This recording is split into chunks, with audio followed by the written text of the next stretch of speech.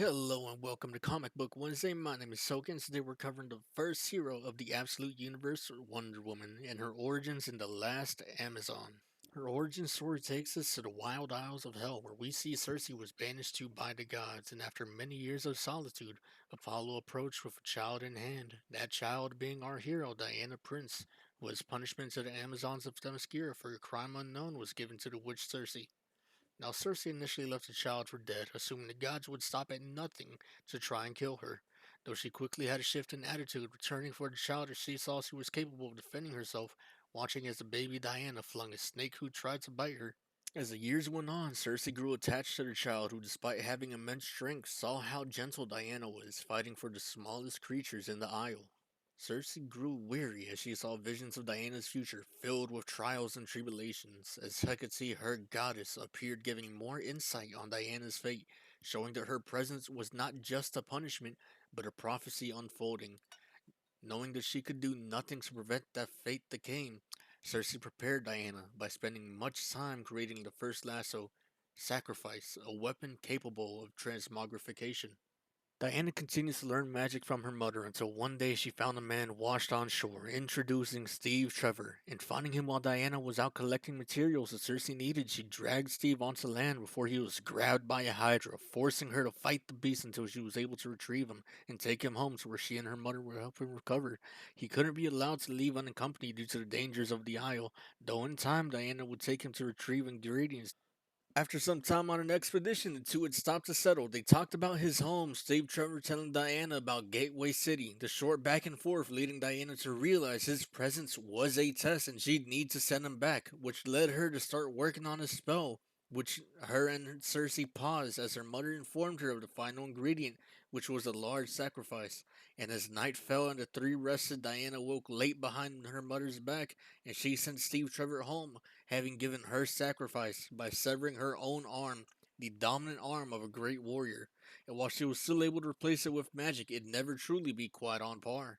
The story continues in a modern day where an unidentified flying object appears over the coast of Gateway City before an attack begins as a swarm of red hellions pour out of the flying object, and seconds later, we see Diana, clad in her armor, begin her attack, stunning them all in a short time as a much larger skyscraper-sized hell lizard makes itself known, beginning to converse with Diana before the fighting continues. Diana making quick work using her lasso nemesis, a weapon making those wrapped within it feel the pain of all the people they've tormented. She gives the larger beast an ultimatum and sends it back to the depths, which it came, ending the fight. After which we get a small break in which Diana is reunited with Steve Trevor for the first time, as he seemed to be posted in the city due to the attack. We continue our story as Diana comes face to face with one Commander Cole, as she informs him to evacuate within a mile of the city, introducing the Hellions as harbingers for something to come, the larger one being called Harbinger Prime. Not long after, a deafening screech could be heard, causing everyone and who could hear to buckle over. Recognizing the screams, Diana panics, informing the commander to evacuate the city. Despite just having said only a mile, she introduces the new threat as the Tetracide, a monster she refers to as Death Incarnate. Expecting an hour to evacuate, she rushed to the being, warning them to leave as even the likelihood of her dying was high, but plans changed as she realized it was too close for civilians to try to flee, so she did what she could in a short time, casting a spell to slow it down during the initial battle in which she had lost an arm, the one she had magically made to replace the sacrificed one. She retreated having been hindered, but successfully slowing it down and returning to tell the soldiers to stay put before leaving to find the newsmen she had saved earlier and confiscating the channel, telling them to keep the camera on her. As she explained, she'd be casting a spell to deafen the city so they wouldn't hear the screams of the beast.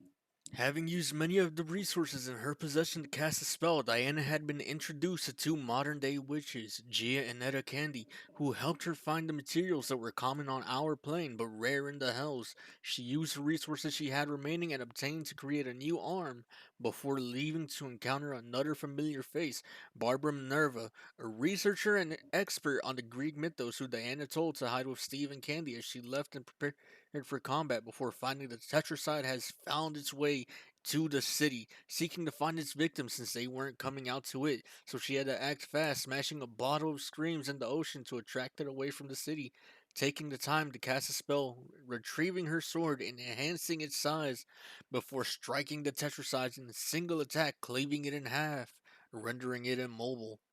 As Diana prepared to finish the injured Tetracide, three missiles soared past her. She tried to divert them away, failing to divert the last one, reawakening the Tetracide. And in a last-ditch effort, Diana brought out her lasso of sacrifice, wrapping it around her arm, transmogrifying herself into a giant Gorgon in a successful effort to petrify the Tetracide, ending it once and for all, before raging through the city as much like her body, her mind was changed, only reverting when she was reminded of her humanity and her heroic personality by Steve Trevor, who had gone out to find her blindfolded to avoid being turned to stone as well.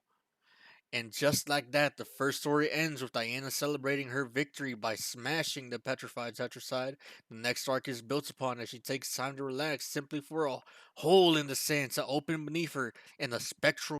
And that right there is the end of Absolute Wonder Woman's first story, The Last Amazon. I did try to write the story in order of the timeline, so there are some inconsistencies that I do apologize for. But if you do want to check out the story for yourself, check out your local comic shop, try to find the first 5 issues, or check the DC Online subscription site. If you'd prefer in hand and don't want to hunt it down, Volume 1 does drop on August 12th, showing the first 7 issues. Thanks for tuning in, and stop by next time for Absolute Superman's first story. And do check out my other platforms, I'll leave the links in the description.